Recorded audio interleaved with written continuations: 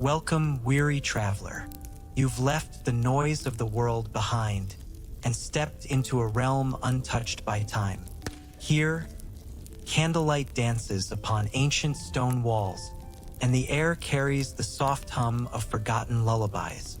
Beyond these gates, the night is gentle, and every story is a silver thread, weaving warmth around your heart.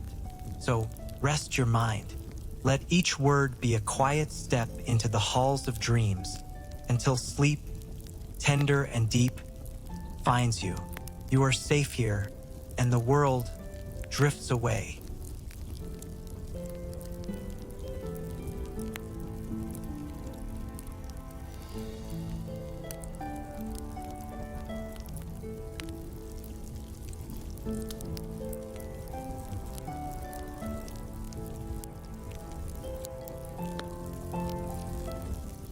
Chapter 1: The Tower at Dawn.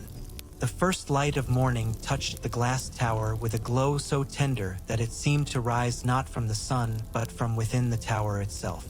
Perched high on the cliffs of the eastern shore, the glass tower belonged to Queen Selene, though she was rarely seen beyond its balconies. Instead, the tower lived in the imagination of her people, a glimmering beacon of serenity that shone across valleys, rivers, and villages like a gentle star that had fallen to earth. That morning, Demaya stood upon the quiet terrace, her long cloak drawn close against the whisper of the sea breeze. She was not a queen, nor even of noble birth, but a scholar entrusted with tending to the archives that lay in the heart of the tower. She had arrived months ago and still found herself awed by the structure's beauty. The glass walls, pale and smooth as polished crystal, caught the dawn and turned it into ribbons of rose and silver. To touch them was to feel warmth, as though the tower itself had absorbed centuries of sunlight and stored them in its heart. Below, the waves rolled with patient rhythm, and gulls floated on the air in silence, too content to cry out. The world seemed suspended, waiting for the day to begin, yet already filled with the hush of peace. Demaya often wondered if that hush was the tower's true magic, not a power to summon storms or command the night, but simply the ability to quiet the soul.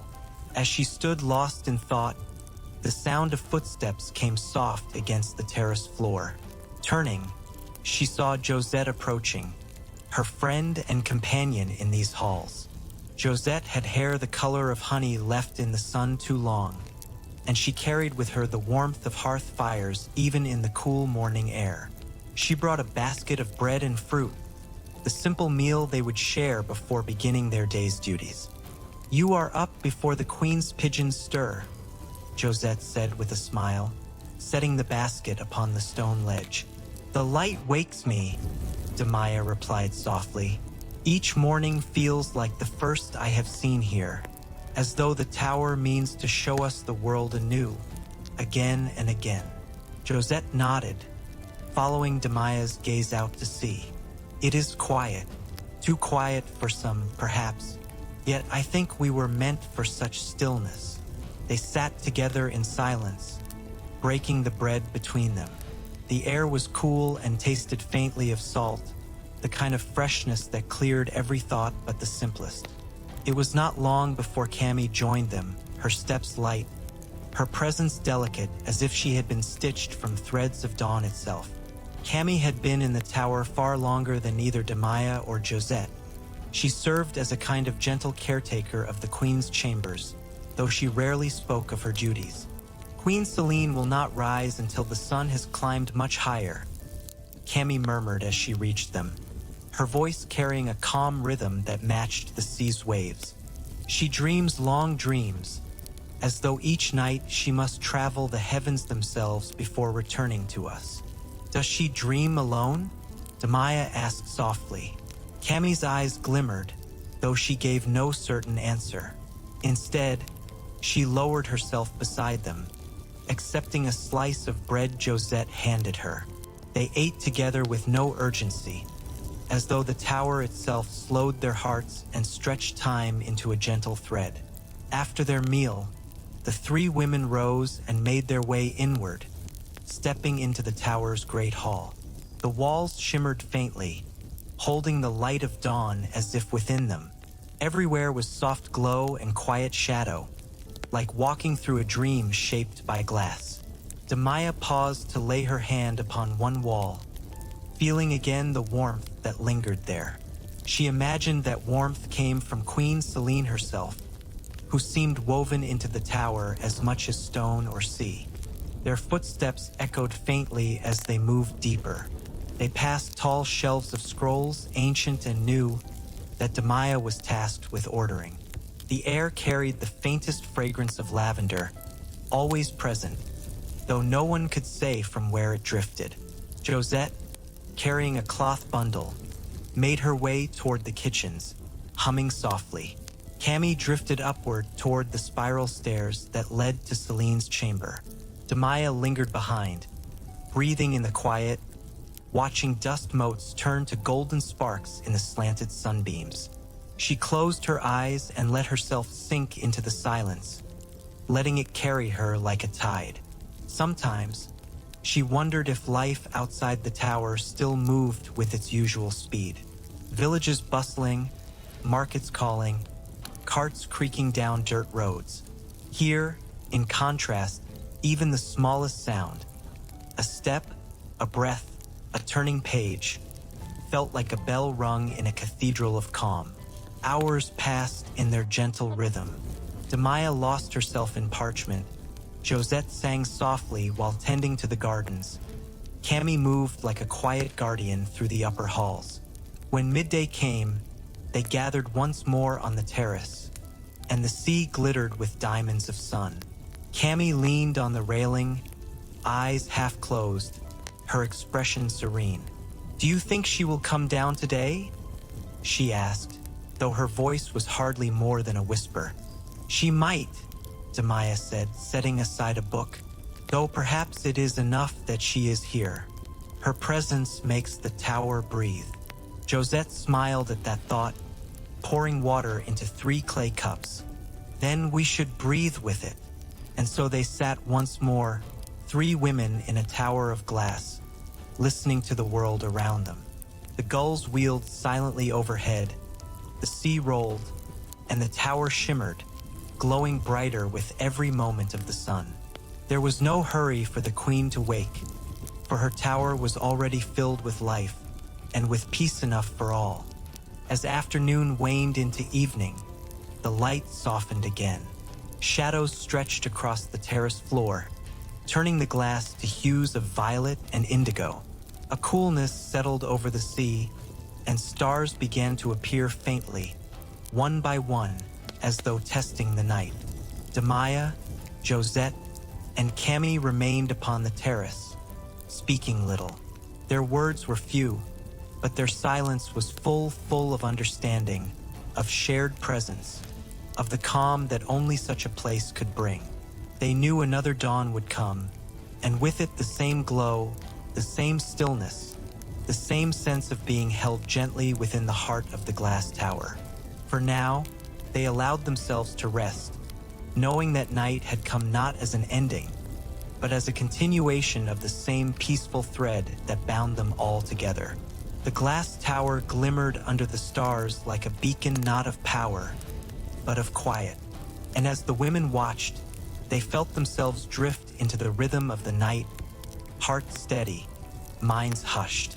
Here, within the tower, every moment was a beginning.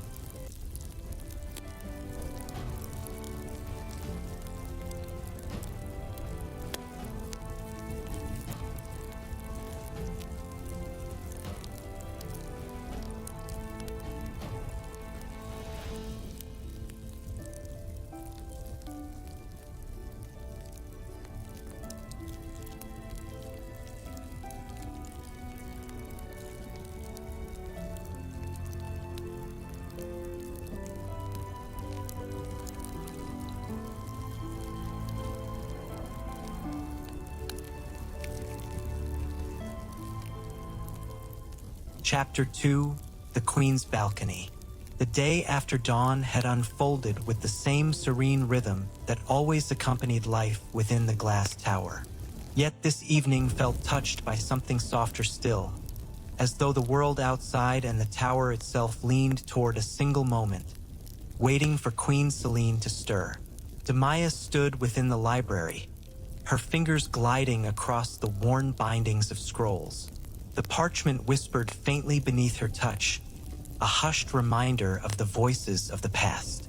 She moved carefully, with no rush, as though the scrolls might fall asleep again if handled too briskly.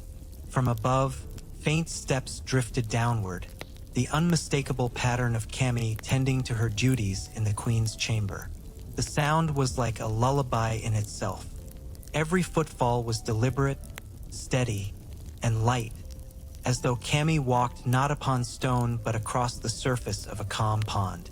Demaya allowed the rhythm to soothe her as she carried a scroll toward the reading desk, where the evening light fell in soft ribbons through the glass walls. Not long after, Josette entered carrying a shallow basket filled with flowers she had gathered from the terrace gardens. Their colors glowed against the fading sun, petals of pale pink, muted gold, and violet. She placed them upon the desk beside Demaya, their fragrance spreading into the still air.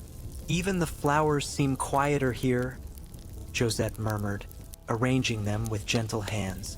"Elsewhere they would shout their colors, but within these walls they only sigh." Demaya smiled, nodding. Perhaps they learn from the Queen herself. At the mention of Selene, both women fell into a shared silence, as though the name itself deserved space around it. They did not speak of her often, not because of fear, but out of reverence. The Queen was present in every light and every stillness of the tower. She needed no reminder in words. They did not speak of her often, not because of fear, but out of reverence. The Queen was present in every light and every stillness of the tower. She needed no reminder in words. Then came a sound both familiar and rare, the soft opening of the balcony doors above. Josette's eyes widened. She wakes. The two moved quietly toward the central hall, craning their necks to see. And there she was, Queen Selene, standing upon the highest balcony, her figure draped in silvery robes that seemed to ripple with the same light as the sea. Her hair, long and dark, fell like a river over her shoulders, and her face held the serenity of one who had walked through dreams and returned carrying their peace. She leaned against the rail of glass, gazing outward at the horizon where the sky bled into shades of violet and rose. For a long while she stood in stillness, watching as if she alone could hear the music of the world turning. Demaya, Josette, and Cami did not speak. They remained where they were, hearts quiet, eyes lifted toward her. The Queen seldom descended, but her presence above them filled the hall as surely as moonlight fills a meadow. At length, Selene raised one hand and let it hover above the horizon, as though blessing the day's slow descent. The gesture was neither command nor proclamation. It was a whisper of harmony, an acknowledgement of the balance between light and dark. Cami descended the stair at last, moving with the same serenity she always carried. She joined Demaya and Josette where they stood and whispered, "She has dreamed of the stars again. I can see it in her eyes." "What does she see there?" Josette asked softly. Cami only shook her head. "It is not for us to know. Yet whatever she sees, she returns with peace enough for all of us." The three of them stood until the Queen retreated from the balcony, the doors closing as gently as they had opened. When she was gone from sight, the women carried with them the hush she had left behind, as though her silence had entered their very breath. They drifted back to their tasks, though the evening had grown still. Josette lit lanterns along the hall, their flames flickering softly against glass walls. Demaya returned to her scrolls but read slowly, savoring each word like a drop of honey. Cammy busied herself preparing a tray with warm milk and herbs for the queen's chamber, her hands moving with reverence. As night deepened, stars began to appear, scattering themselves across the sky. The glass tower glowed faintly in response, reflecting the constellations as though it too were part of the heavens. From the terrace, the sea below shimmered, its waves carrying the starlight in broken fragments that danced like quiet bells. The three women gathered once more on the lower balcony, drawn there by instinct. They leaned upon the railing, breathing in the salt air. The night wrapped itself around them, soft and unhurried. "I think I could remain here forever," Demaya said, her voice barely rising above a whisper. "You already do," Josette replied with a gentle smile. Cammy closed her eyes, the cool breeze brushing her face. "The queen teaches us without speaking. To watch her is to learn patience.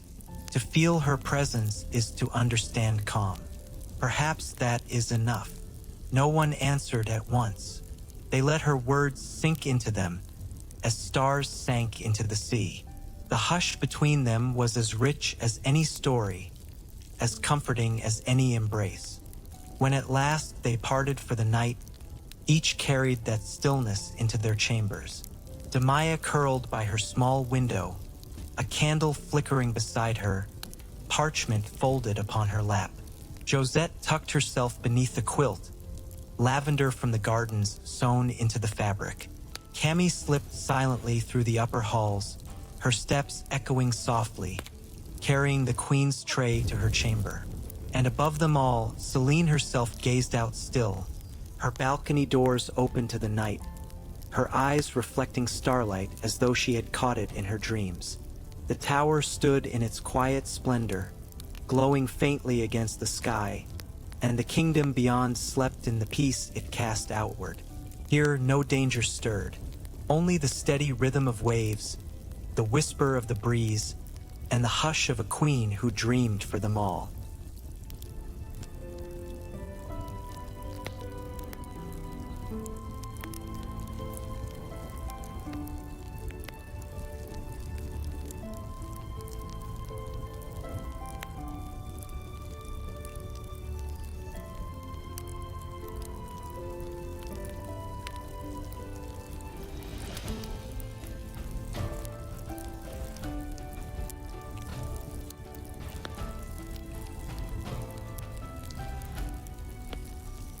Chapter 3: The Sea Beneath the Glass. Morning drifted into the tower not with a shout of light, but with a sigh. The sun rose slowly across the horizon, sending its glow first across the ocean before it touched the walls of the glass tower. The sea answered by glittering in countless fragments, so that it seemed the whole expanse had been scattered with molten gold. Demaya awoke early, as she always did, her chamber cool and filled with the hush of dawn.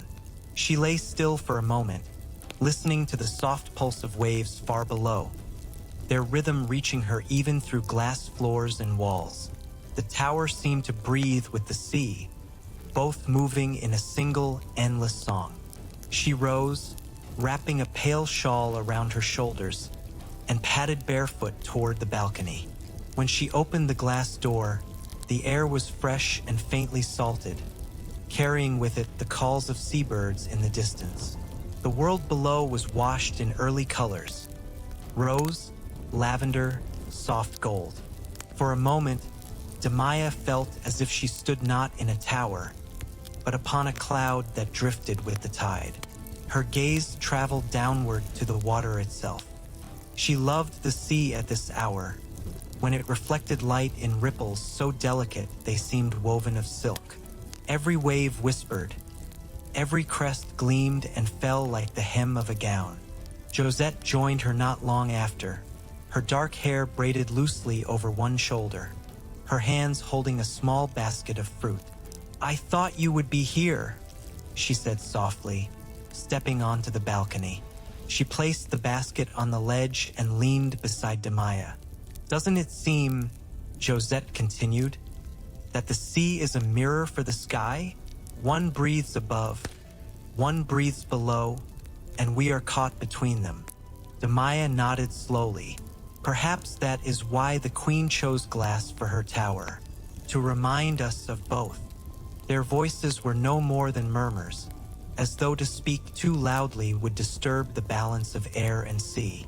They ate quietly from the basket, slices of melon, a handful of berries, each taste freshened by the salt-kissed breeze. Cammy arrived next, as she often did, her arms filled with folded linens she had carried down from the upper chamber. Her steps, light but certain, seemed to belong to the music of the waves. She placed the linens on a low bench, then joined them at the railing.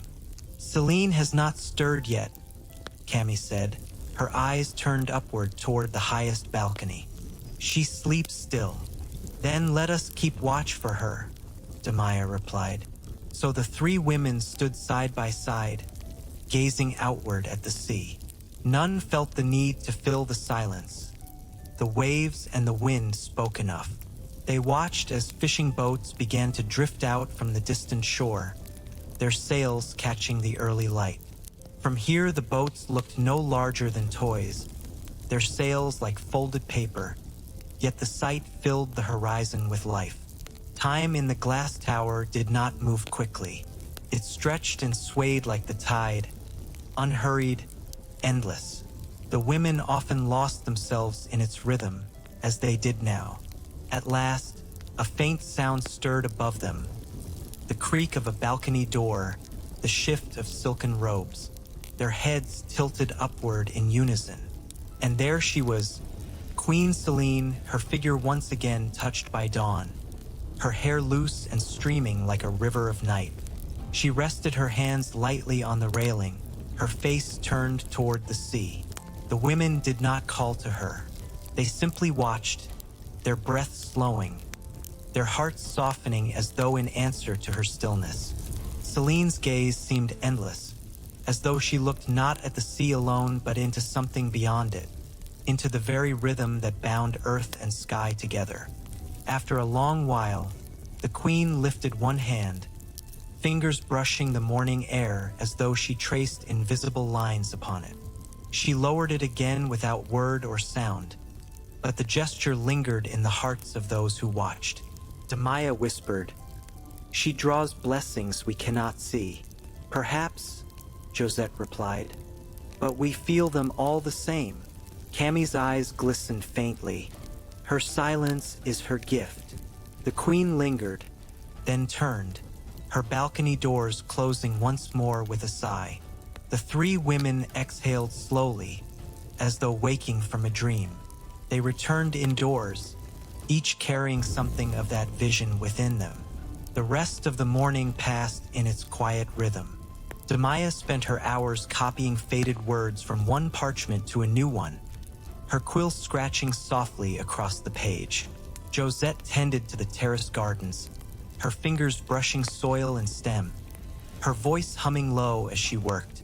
Cammy prepared chambers with fresh linens, pausing often to gaze at the sea through open windows.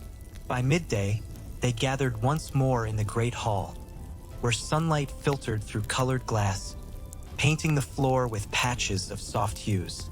They ate their meal together, bread warm from the oven, fruit steeped in honey, tea brewed from herbs Josette had plucked only hours before. Conversation was gentle, winding like the brook of their voices. They spoke of the sea's color, of how the birds seemed to fly lower today, of the way the tower glowed like crystal when touched by noon. Afterward, each drifted to her own corner of stillness. Demaya returned to her desk, Josette to her flowers, Cammy to her chambers. Yet always, whether alone or together, they carried the hush of the queen's morning blessing. As afternoon softened into evening, the sky changed its tone. Golds melted into rose, rose into violet. The sea mirrored it all, each wave glowing faintly, as though it too were wrapped in the queen's silence. The three women found themselves together once more upon the balcony, leaning into the hush. Every day feels the same, Josette said at last. Yet I never tire of it. Demaya smiled faintly. Perhaps that is the Queen's magic, to make sameness feel new. Cammy closed her eyes, breathing deep. The sea carries her dream, and we live inside it. Night fell gently, and the glass tower glowed again, a lantern against the dark. And in that glow, they remained safe, steady, held within the Queen's silence and the endless breath of the sea.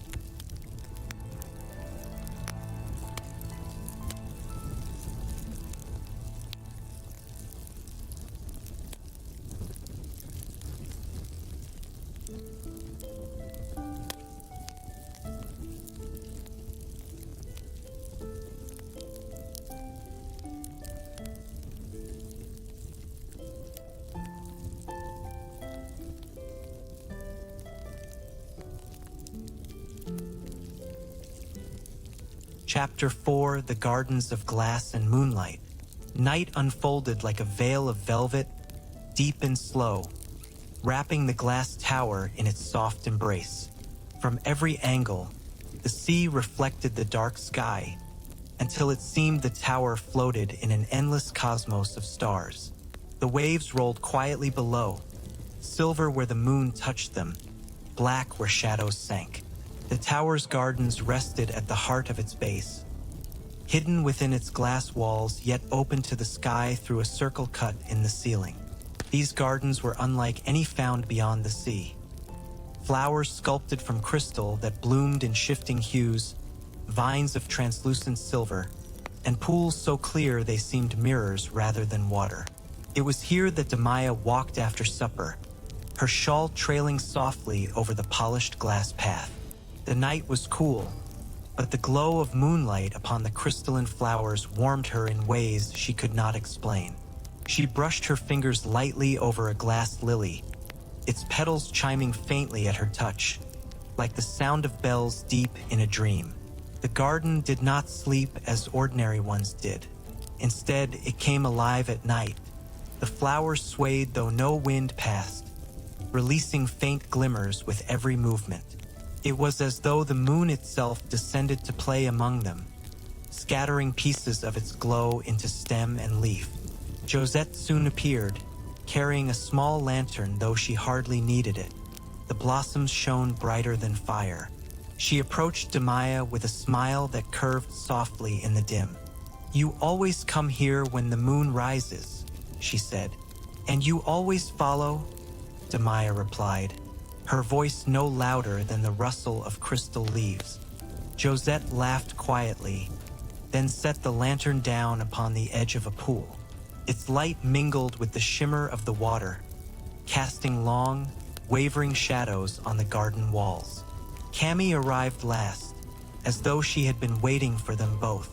Her footsteps were slower, careful, reverent. She carried in her arms a bundle of silken cloth, within which rested a small glass flute. She sat upon a stone bench carved smooth as water and unwrapped the flute gently. For a time, none of them spoke. They simply stood or sat, breathing in the strange perfume of the garden, a scent sharp yet sweet, like rain mixed with smoke. Then Cammy lifted the flute to her lips. The sound was soft at first, a single note that hovered in the air like dew. Then it unfolded, spilling into the night in long ribbons of melody. Each note seemed to awaken a new gleam in the flowers, so that they shivered with light in answer to the song.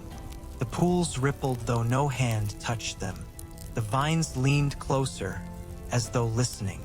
Demaya closed her eyes, her heart thrumming to the rhythm of the flute. Josette pressed her hand to her chest, feeling the notes pass through her like a tide.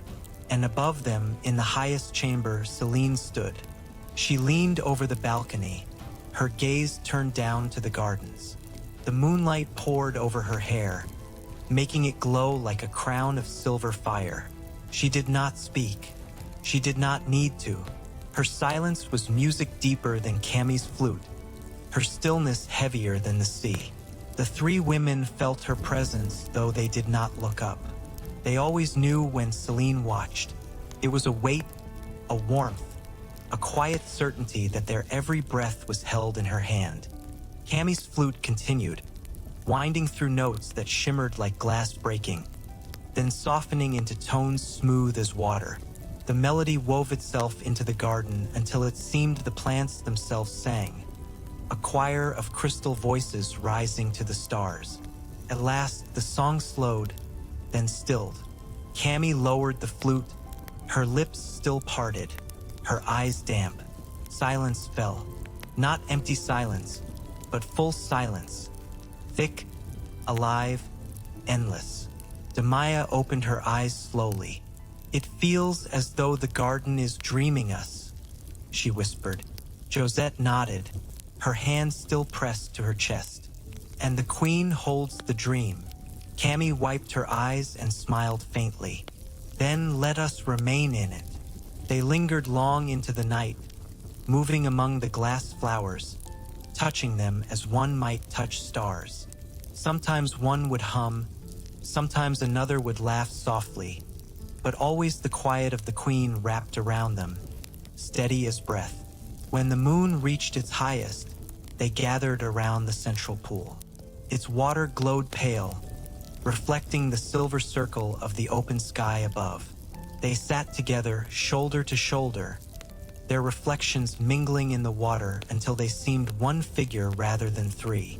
Cammie broke the silence again. "Do you ever wonder what lies beyond the sea?" Her question hung in the night. Demaya's gaze fell into the pool.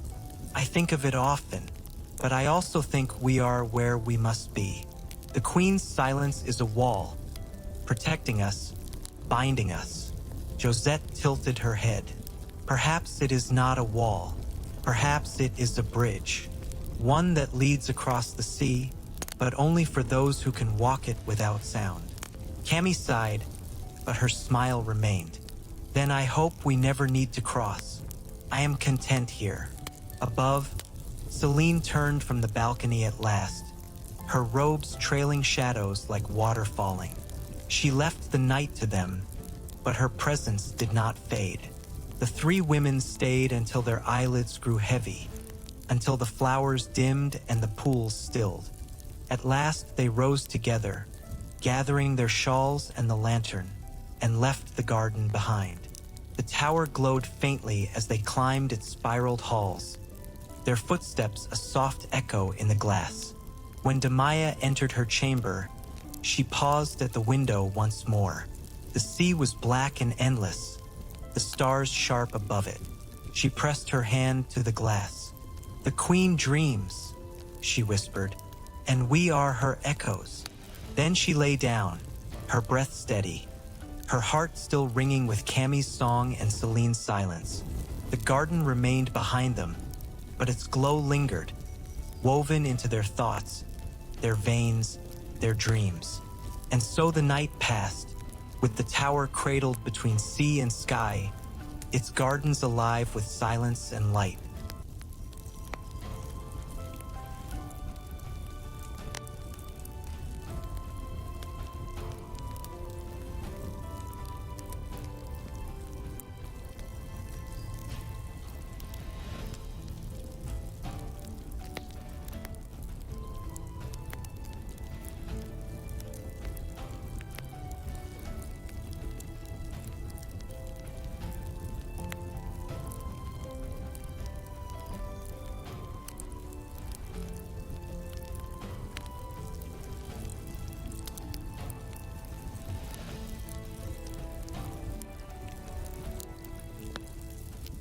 Chapter 5: Whispers of the Storm. The morning after their gathering in the gardens dawned with skies the color of pale milk. Light spread through the sea like spilled glass, soft but restless. Waves lapped against the base of the glass tower with more insistence than usual, carrying a low, constant hum. Demaya awoke early, her hand still pressed to the cool window as though she had fallen asleep guarding the horizon. Her dreams had been uneasy, filled with sounds she could not place. Soft groans, distant whispers, and the steady pulse of water against stone.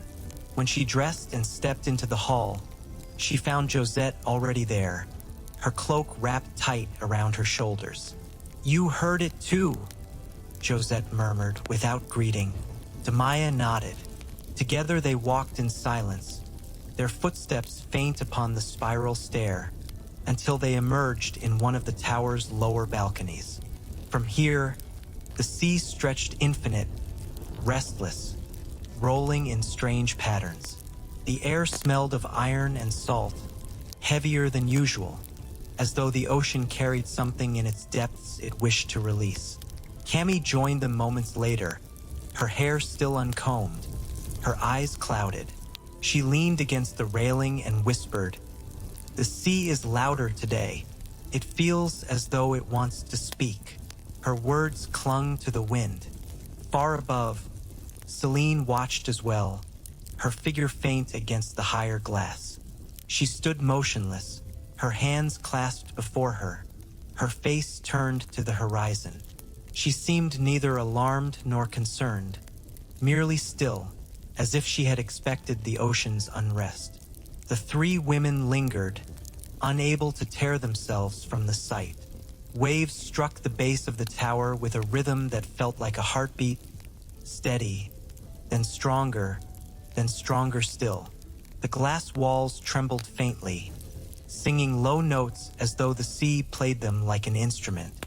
The gardens within glowed dimmer, their crystalline blossoms flickering uncertainly. Josette drew her cloak tighter. "Have you ever seen the sea rise like this?" Demaya shook her head. "Never. The tower has always stood calm." Cammy's gaze remained fixed on the horizon. Perhaps it is not the sea alone. Perhaps it is what sleeps beneath it. The words slipped out before she could stop them, and once spoken, they filled the balcony like smoke. None of them answered. They only listened. By evening, the storm began to stir in earnest. Wind coiled around the tower, moaning against its glass, bending its notes into eerie whistles. The waves grew high, crashing hard enough to throw spray against the lower walls. For the first time in their memory, the women felt the tower sway, subtle but undeniable, like the slow breath of some great creature. They gathered in the great hall, where light from hundreds of crystal lamps shivered along the floor. The sound of the sea pressed in from every side, making the glass walls hum as though alive. Selene entered without a word. Her gown trailed behind her, whispering across the polished floor. She did not raise her hand, nor issue command.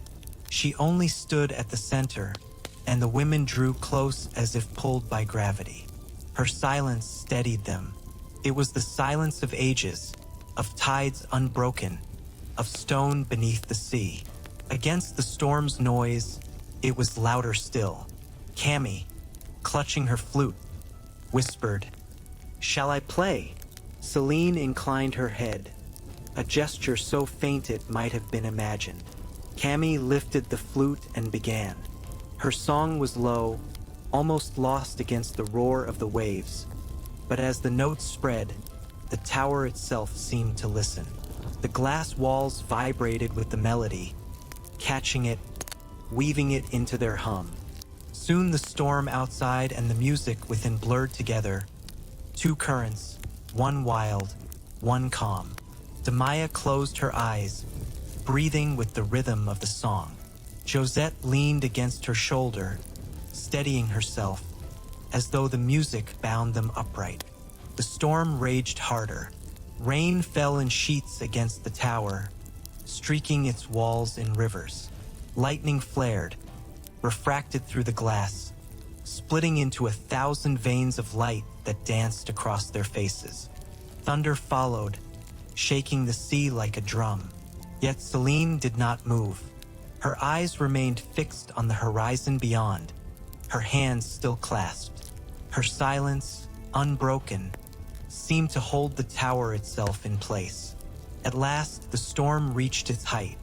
Waves slammed, winds shrieked, lightning split the sky in blinding arcs. But within the hall, there was stillness. The women pressed close, their breaths synchronized, their bodies warmed by proximity and song. And in that moment, a strange calm filled them. It was not the absence of fear, but the presence of something larger. A certainty that the tower had stood before storms, would stand through this one, and would stand after. Slowly, the fury began to ebb.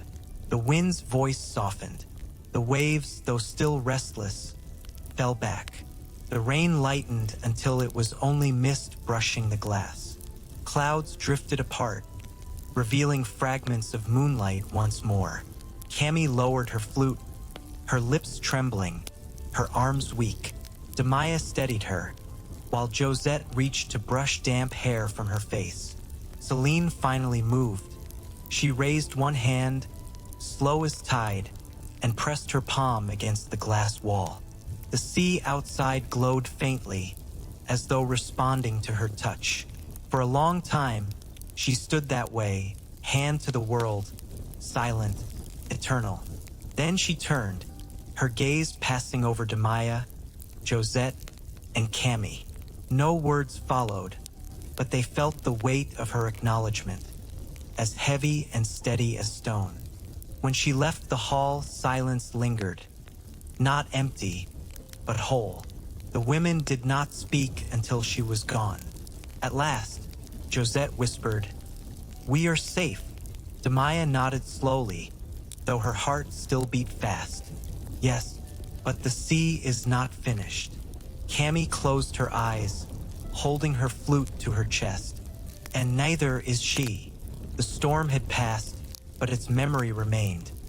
A low pulse in the sea, an echo in the tower, a whisper in their veins. That night, as they lay in their chambers, the sound of waves still rolled like distant thunder.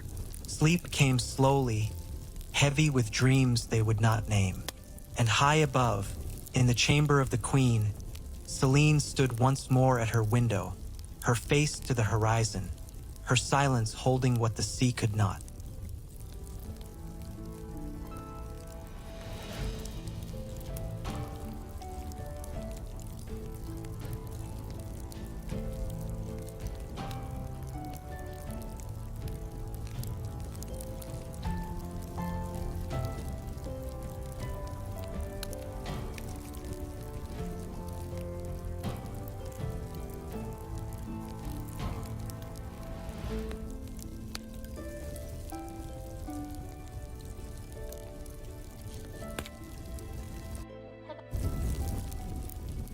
Chapter 6: Dreams Beneath the Waves.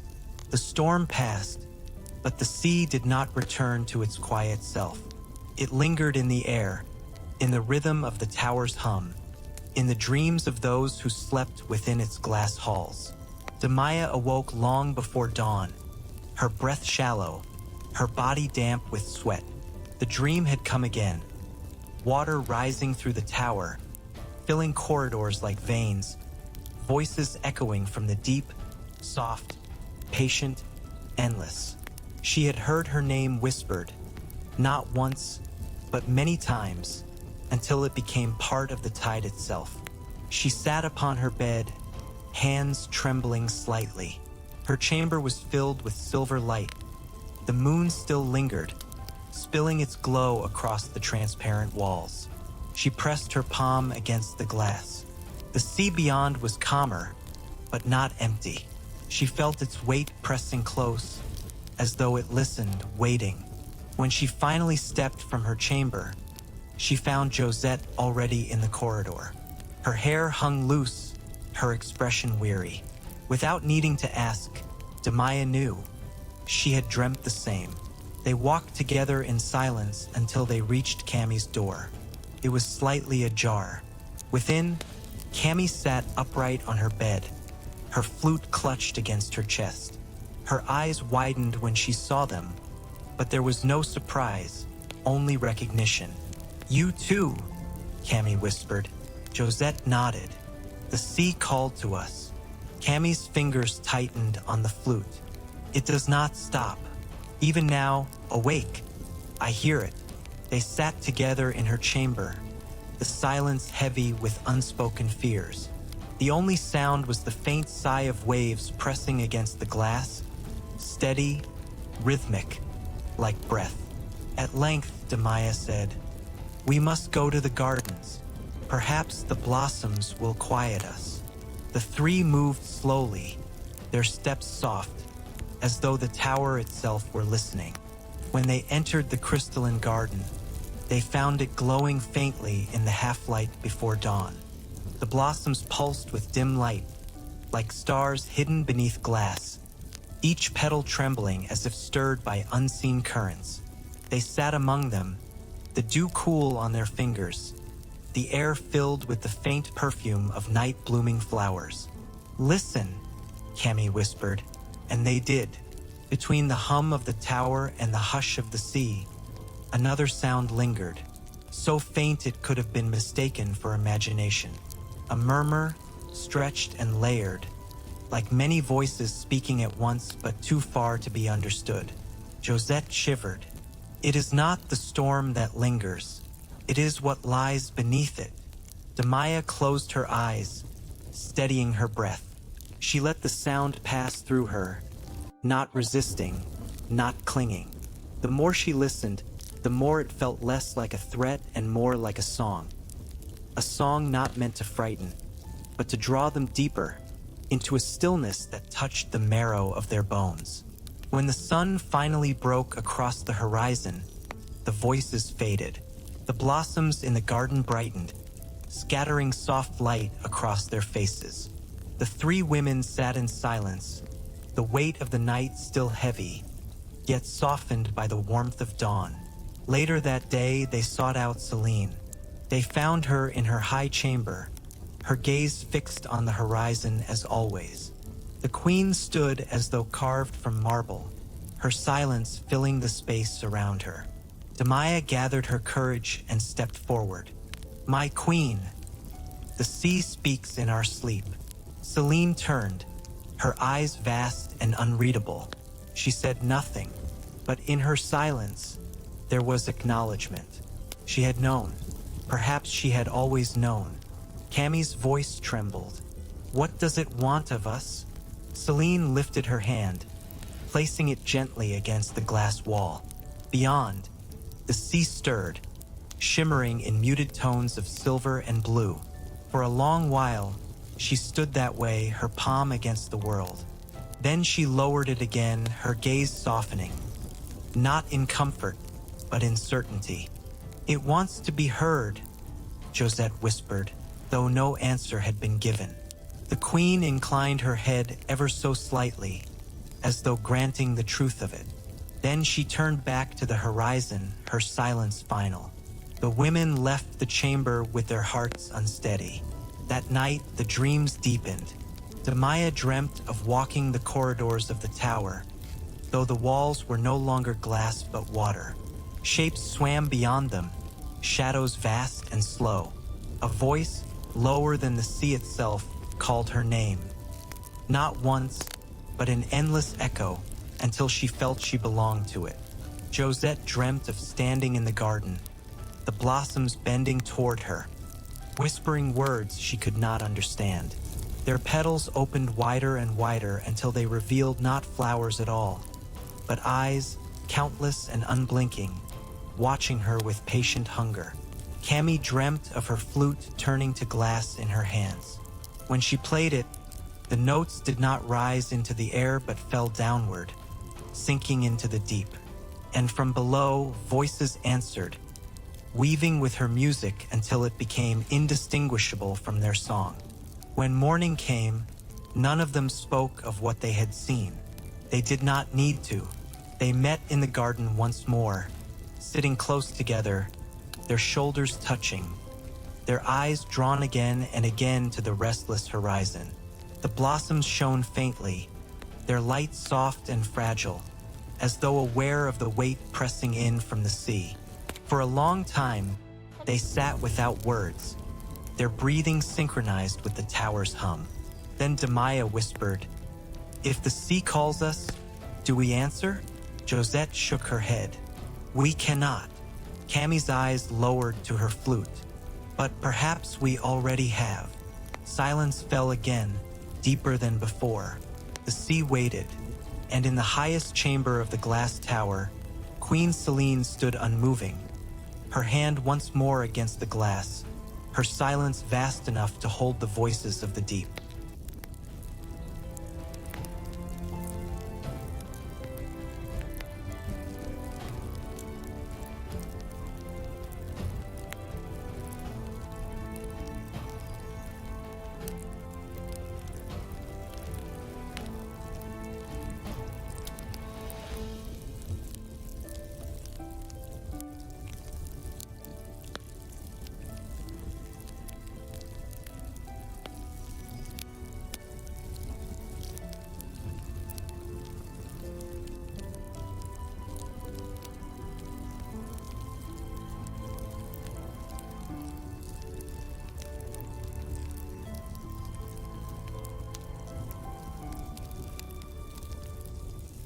Chapter 7: The Murmurs in the Glass.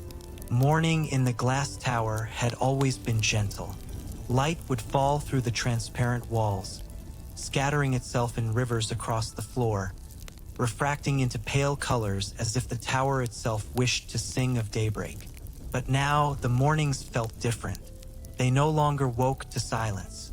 They woke to sound, soft, elusive, yet undeniably present. Demaya was the first to notice it. When she stepped into the corridor, the air seemed to tremble, as though someone had just spoken and left. She placed her palm against the wall of glass, but instead of cool stillness, she felt a faint vibration, pulsing like the echo of a word too low to hear. Josette emerged soon after, her face pale. "You hear it too," she whispered. Before Demaya could answer, Cammy appeared at the end of the corridor, her flute in hand. She had not slept. The shadows beneath her eyes betrayed her. She pressed the instrument to her lips, playing a single note. It rose softly, clear and thin, and the glass responded. The walls shimmered faintly, and within them a ripple passed outward, as if something far beyond the sea had stirred in answer. Demaya and Josette froze, watching as the faintest shapes, indistinct, wavering, moved across the translucent surface. "They're closer," Cammy said. No one asked who they were. That evening, as the sun lowered itself beyond the horizon, they gathered again in the crystalline garden. Normally, the blossoms glowed softly, a comfort against the deepening dark. But tonight, their glow seemed fractured, dimmer, as if a shadow had passed through their roots. Demaya knelt beside one bloom, brushing her fingers across its petals. It quivered, not from her touch, but from something deeper, as though the soil itself trembled. She lifted her gaze toward the sea. The horizon seemed farther than it should, stretched, blurred. "Do you hear it?" Josette murmured. At first, there was only the steady sound of waves. But then, beneath it, a hum began, low, steady, like a chorus held beneath water. Demaya's breath caught. The sound grew, threading itself into her pulse, until she could not tell if it came from outside or within her. Cammy gripped her flute tightly. "They call," she whispered, her voice so soft it nearly broke. "Do not answer," Josette urged. Her hand closed around Demaya's wrist, grounding her, pulling her back from the rhythm of the sea. But even as she spoke, the blossoms around them leaned toward the sound, their translucent petals trembling as though straining to listen. That night, none of them found sleep. Demaya lay in her bed with her eyes open, the moonlight washing across her chamber. Every now and then, the hum returned, threading through the tower like a breath through hollow reeds. She covered her ears, but it made no difference. The sound was not heard with the ears, it was felt with the bones. In the early hours before dawn, she rose and wandered the corridors. The tower was still, yet not empty. The glass reflected her image faintly, stretched, distorted. Once, She thought she saw another shape behind her reflection. Taller, darker, blurred as though beneath water. She turned quickly, but the corridor was empty. By the time the others found her pulse had steadied, but her hands still trembled. They did not ask what she had seen. They knew. The following day, they resolved to go together to Queen Selene. She sat in her high chamber, as she always did, her presence unshaken. When they entered, she turned her gaze toward them, her silence deeper than the sea itself. Demaya spoke, her voice unsteady but clear. The tower is no longer only ours. It hums with voices not our own. The queen regarded her for a long time, then shifted her gaze to the sea beyond. The water rolled endlessly, dark and gleaming. Her silence did not falter. Cammie's fingers tightened on her flute. If they come closer, if the sea itself moves into us, what will you do? Selene raised her hand, placing it gently against the glass. Her reflection shimmered faintly, as though the sea itself reached back. She did not speak. She did not need to. Her silence was answer enough. She would remain. They left her chamber with unease coiled in their chests. For the queen, silence was power. For them, silence was a weight they could no longer hold. That evening, the tower grew restless. As the sun set, the walls of glass quivered faintly, not from the wind or the tide, but from something deeper. The blossoms in the garden dimmed further, their light barely visible. The corridors hummed, low and insistent, until the sound became part of their breathing. Demaya, Josette, and Cammie stood together in the garden, their faces pale in the fading glow. "It grows stronger," Josette whispered. Cammie raised her flute. "If it calls, perhaps music can answer." Demaya reached for her hand. "No, if you play, it may invite them." But Cammie shook her head. "If I do not, it may consume us anyway." She lifted the flute to her lips and played. The note was clear, fragile, trembling. It hung in the air for a moment, suspended like a thread of silver. Then the glass responded. The walls shimmered violently, rippling outward. The sea pressed close, shadows moving beyond the surface. Shapes rose, vast and indistinct, their outlines bending like smoke underwater. The blossoms flared suddenly bright, then dimmed, their light flickering as if caught in a storm. The note faded, silence fell, and then came the whisper, clear this time, not imagined. It moved through the tower like breath, touching every surface, every vein of glass. A single word, stretched, layered, endless. Soon, the three women froze, their hearts thundering in the hush that followed. Demaya's hand found Josette's. Cammie lowered her flute, her lips trembling. For a long moment, the tower stood utterly still. Then the sea rolled again, calm, indifferent, as though nothing had passed. But they knew. The boundary between dream and waking had been crossed.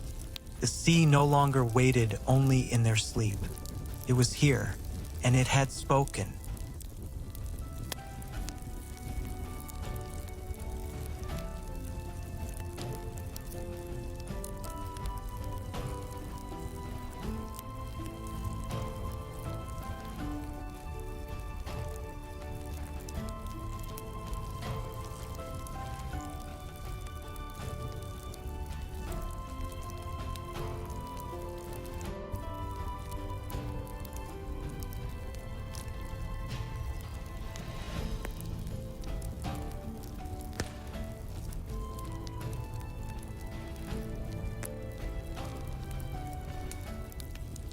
Chapter 8, Cracks in the Glass. The whisper had not left them. Even when the sun returned and the sea lay calm, the word lingered in their bones, echoing through every heartbeat. Soon, it was a promise, not a threat. a vow that what lay beyond the horizon would no longer wait. The tower, once a sanctuary of stillness, began to feel fragile.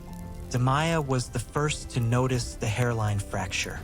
It traced itself down the corridor wall, thin as a strand of silver thread. At first, she thought it a trick of the light, but when she placed her hand against it, the surface gave off a faint tremor, like the quiver of a string pulled taut. "Josette," she whispered. Josette came quickly, her eyes widening at the sight. It should not be possible. The tower does not break. But the crack was there, and as they watched, it spread, branching delicately like frost on winter glass. By nightfall, more appeared. The blossoms in the garden, too, seemed altered. Once glowing softly with inner light, they now flickered faintly, dimming as though something fed upon their radiance. Cammy touched one, only to pull back in alarm. It was cold, as if drained of life. "They feed," Cammy murmured, her voice trembling. "On what?" Demaya asked. Cammy's gaze lifted to the horizon, dark and endless. "On us, on everything the tower holds." That evening, they sought Queen Selene again. She sat unmoving, as if carved from moonlight, her gaze fixed upon the endless sweep of the sea.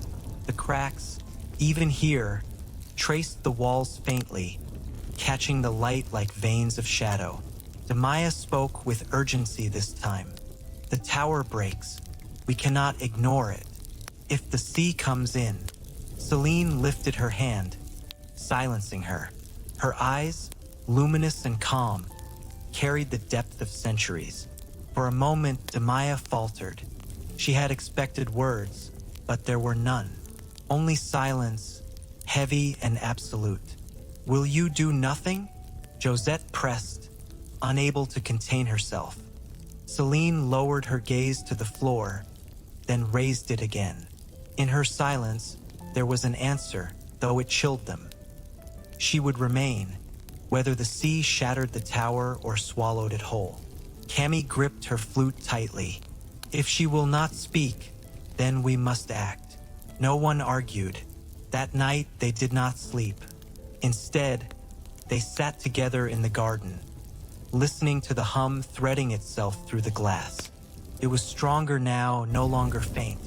It pressed against their ribs, thrummed beneath their skin. The sea was closer. When the moon reached its highest point, the first sound of breaking reached them. A sharp, crystalline crack that echoed down the corridor like thunder contained in a bell jar. They ran.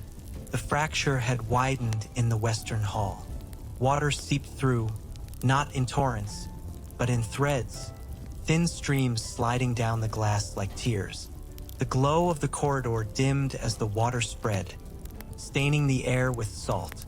Demaya reached out instinctively, her hand hovering above the breach. The cold radiating from it numbed her skin. She pulled back quickly, her heart racing. "Can it be sealed?" Josette asked. Cammy lifted her flute, her hands trembling. "Perhaps, if sound shapes silence, it can shape cracks." Before either could stop her, she pressed the flute to her lips and played. The note was low, deep, steady. It reverberated through the corridor, filling the air with trembling resonance. For a moment, the crack shimmered, its edges glowing faintly. The water slowed. Hope flickered in their chests until the sea answered. The walls shuddered violently, and a second fracture split downward with a sound like thunder tearing through glass.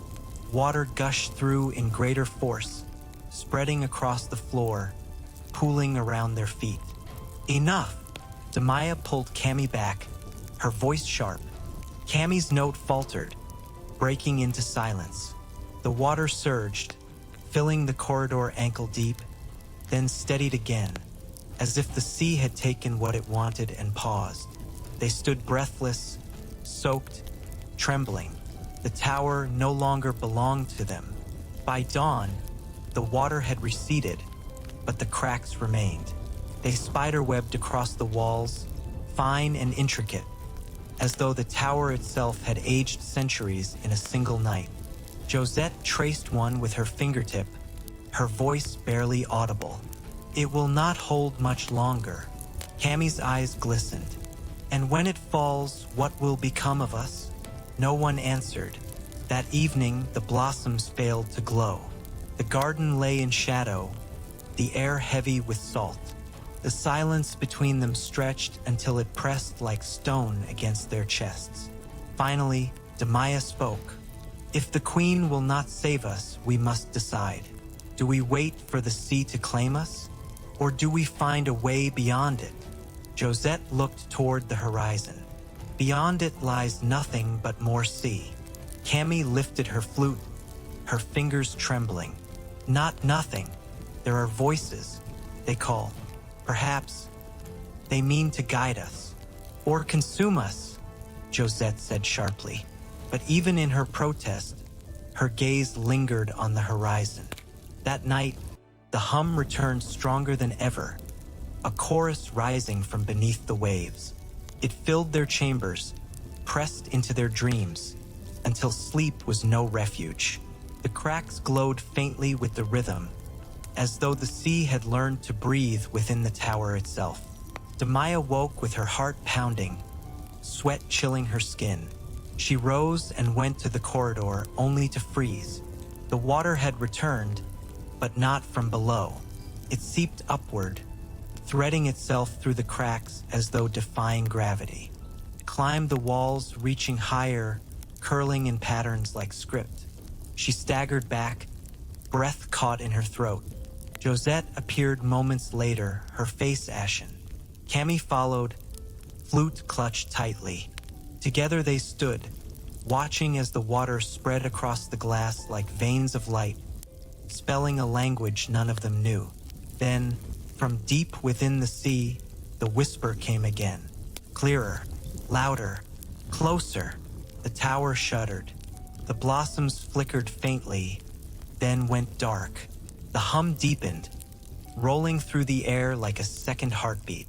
The sea was no longer outside. It was inside, and it was still coming.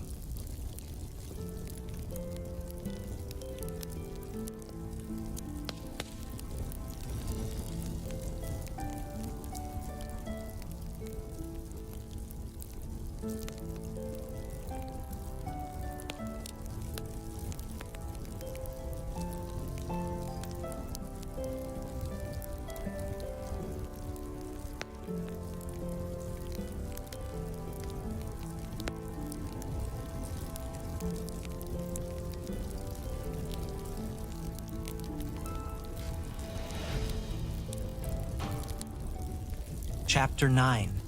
The Whisper of the Sea. The glass tower had grown quieter with every passing day, as if it too listened for the call of the sea. Its translucent walls shimmered faintly with each breath of the tide, and the air inside was filled with the soft perfume of salt and moonlight. Demaya often found herself pausing at the stairwells, pressing her palm to the cool glass, and imagining that the waves beyond were whispering words only she could hear. Josette, ever the dreamer, had taken to walking the galleries at dusk, humming softly.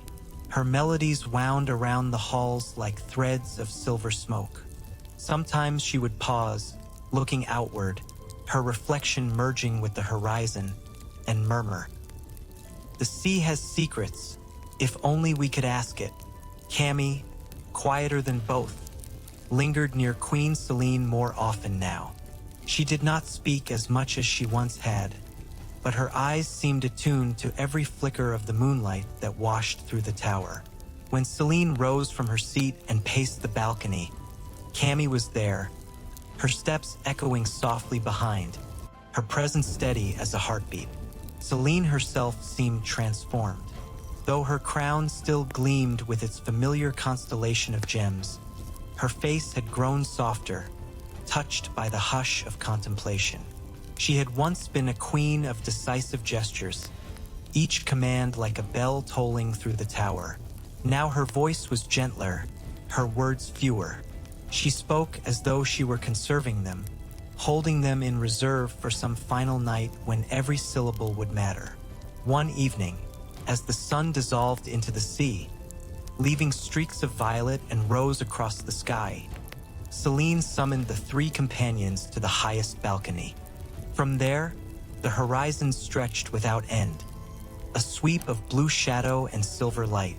The sea stirred restlessly below, its surface dappled with trembling stars. "Listen," Selene said, her voice a thread of silk. "The ocean has grown nearer." Demaya tilted her head. At first she heard only the usual rhythm, the lap of waves, the distant sighs of foam breaking against unseen rocks. But then, beneath that, a deeper sound seemed to rise, a low hum, vast and steady, as though the sea itself exhaled in time with their breaths. "It feels alive," Josette whispered. "It always has been," Selene replied, her gaze steady on the horizon. "But now it wishes to speak." The four women stood in silence, their hair lifted gently by the breeze, the tower glowing faintly around them. The longer they listened, the clearer the sound became. Not a roar, not a cry, but a murmur endless and soothing. It lulled them, filled them, and made the air feel softer against their skin. Demaya closed her eyes. She thought of the dreams she had carried all her life, the quiet longing for something greater than walls of stone or glass. The sea's voice seemed to know those dreams, seemed to hold them tenderly, as if promising to keep them safe. Josette reached for the railing, her fingers curling lightly around its cool surface. "It wants us to follow," she said, her voice trembling. Selene inclined her head. "Perhaps, or perhaps it wants only that we hear it. Not all invitations require footsteps." Cammy finally spoke, her tone steady, her words deliberate. "Whatever it asks in peace. I feel no fear." The queen's gaze softened, and for a moment the lines of duty and rule melted from her face. She looked not like a monarch, but like a woman listening to a lullaby.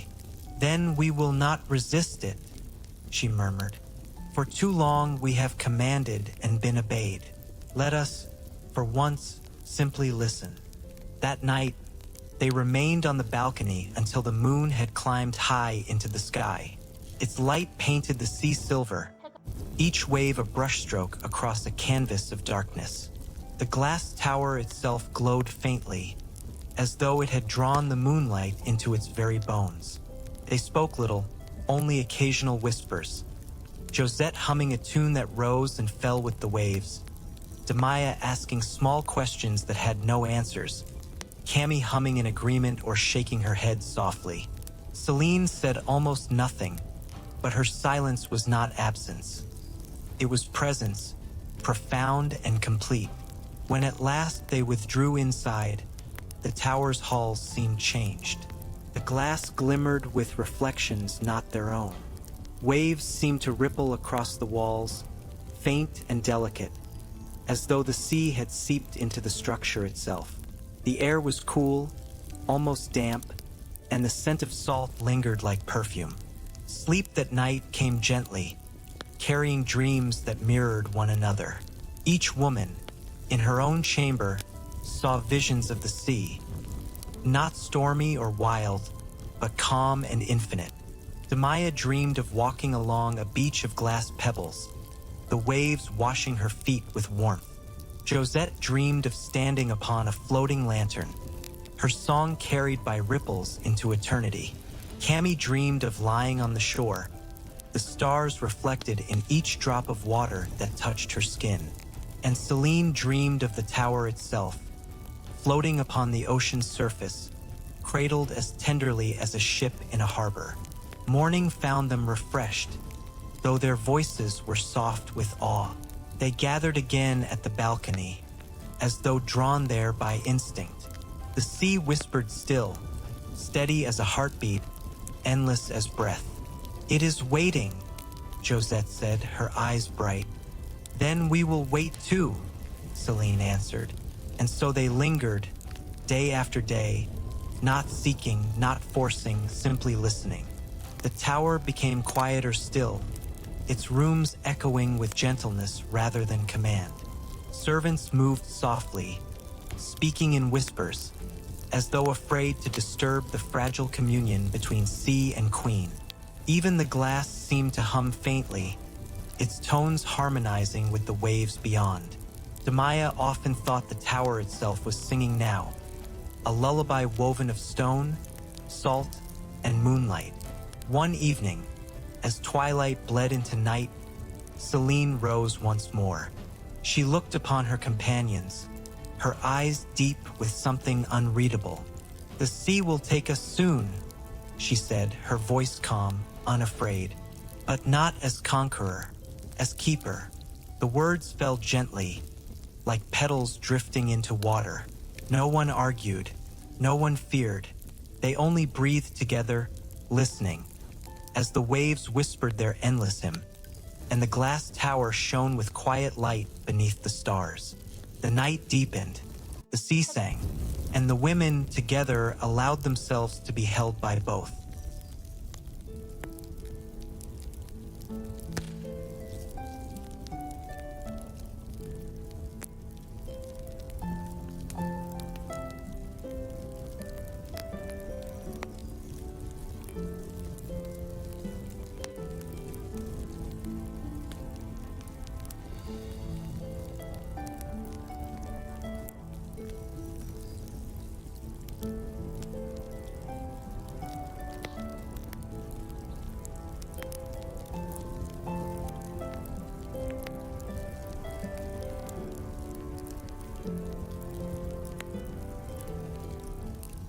Chapter 10.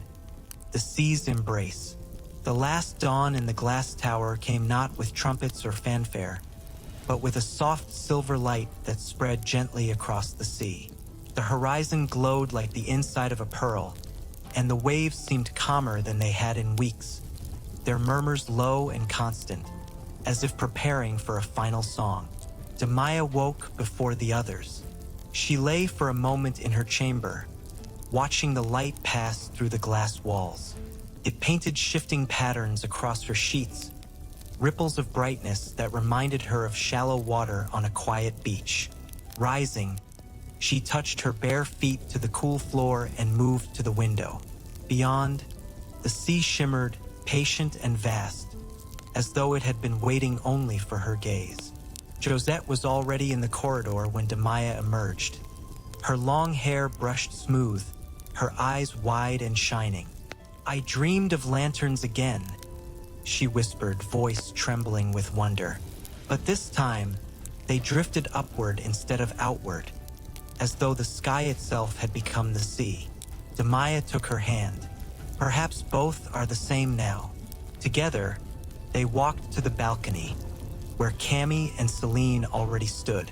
The queen's posture was regal as always, yet softened by something tender, almost maternal.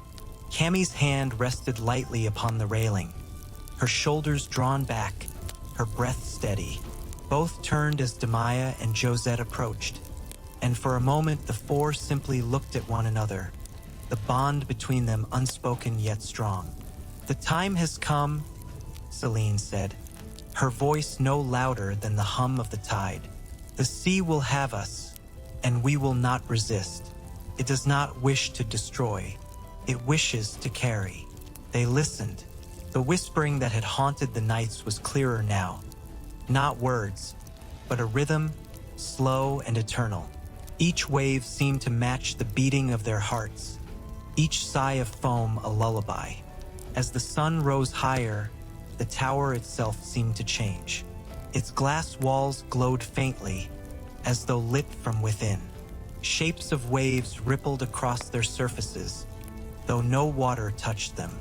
The very stones beneath their feet hummed with resonance, as if the sea's voice had entered the foundation.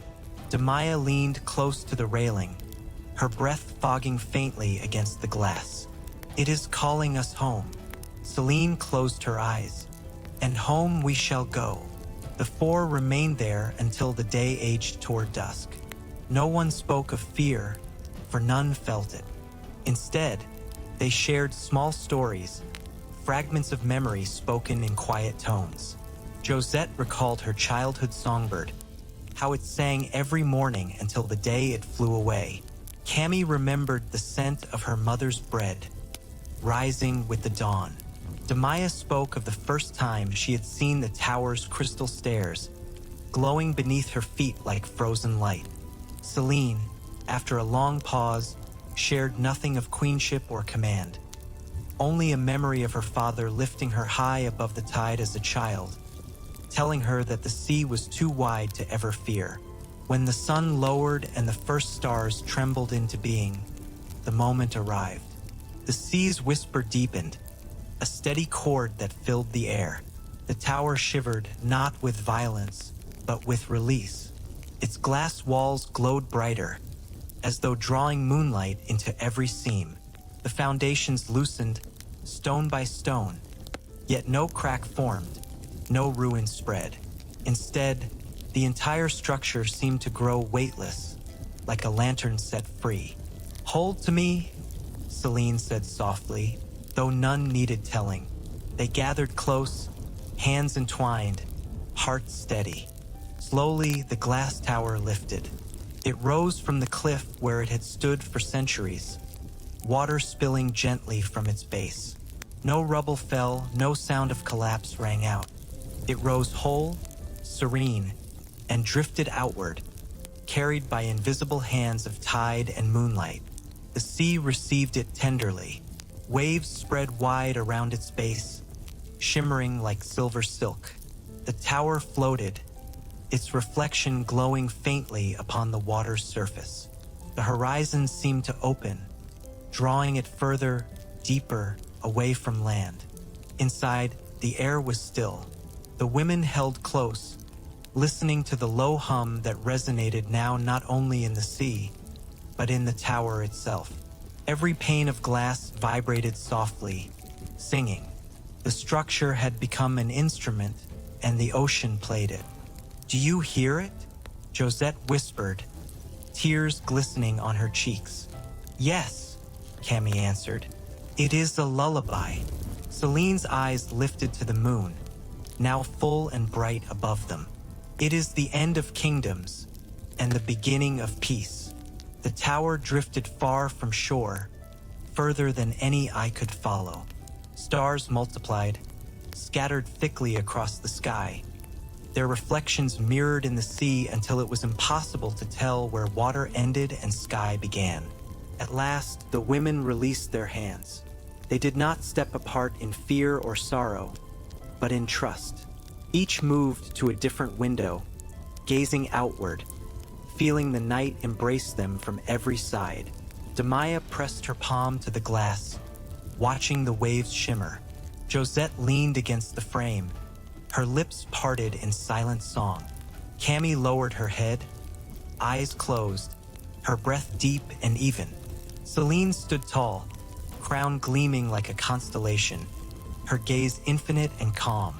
The sea rocked the tower gently, like a cradle. Its song deepened further, steady as eternity, weaving through glass and stone, through bone and heart, until all distinctions blurred. The tower itself seemed to sigh, surrendering to the ocean's rhythm. Its glow brightened, then softened, until it blended perfectly with moonlight. Slowly, carefully, it dissolved into brightness. Walls turning to shimmer, stairs to silver mist, crown and gown and hands all fading into light. And then there was nothing but the sea, endless and calm, and the stars above, steady and watchful. No ruin remained, no broken glass upon the tide. Only silence, vast and soothing. Yet if one stood upon the shore and listened closely, on quiet nights when the moon was bright, a hum could still be heard across the waves. Not words, not melody, but a vibration as old as the earth itself. The song of the glass tower, carried forever by the sea. It was not an ending, it was a return, and in that return there was peace.